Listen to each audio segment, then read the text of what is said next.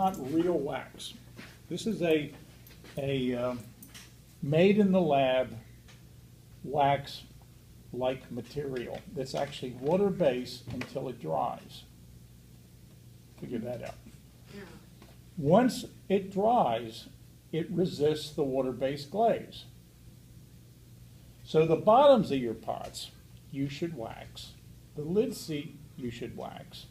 And the underside of the lid, you should wax. And any place that you don't want glaze to be bonded to your pot. So this stuff is pure. Everything about glazing is like sanitary. You got to be real sanitary. And it's a part of sometimes of pot making I don't like. But you only need to stir this a little bit. Don't shake it. Otherwise it foams. And I keep this little film canister in my bucket. Do we need to get one of those? Do we need to find a film canister? There are some over here. Okay. And you don't need to top it up all the way to the top, just enough to use what you need to use.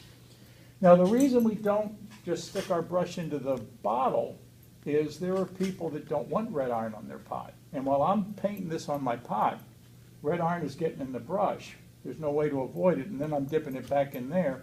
And, for example, people that really don't want red iron on their pot are people that work with pure white clay. I mean, what's the point of using white clay if it turns brown? So we try to keep that pure. I'm going to use this just so I don't spill it. So we'll wax this piece to start. I'm going to wax just the, oh, and this is where you want your stiff bristle brush. Your bamboo brush just doesn't like wax. The bristles will start out and be holding together, and after a couple of minutes, they kind of just spread apart, and they're a mess. I'm doing just the top edge. Now, the bad thing about the wax is if you get it where you don't want it, because this is absorbent, it's going to suck it right into it. So you want to be careful when you apply the wax. Now, one nice thing about the wax is it's real viscous. So it's like paint. I mean, if you can paint something without it running all over the place, then you can apply wax. There's no reason to put a thick coat on. Thin coat will work just as well as a thick coat.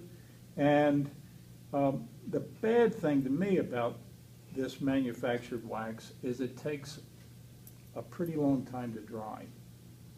So normally what I do when I'm getting serious about glazing is one day I'll come in and put red iron on my pieces and wax them, and then get them off these tables, and then the next day I come in and glaze, and everything's ready at that point. So this just needs to be set aside.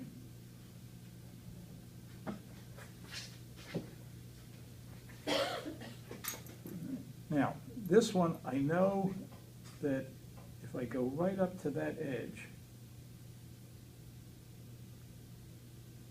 can you apply wax, like paint it and dip it later in glaze to make a design? yes, I'm going to do that later. We're going to do that on, we'll start a piece doing that today and finish it on Tuesday.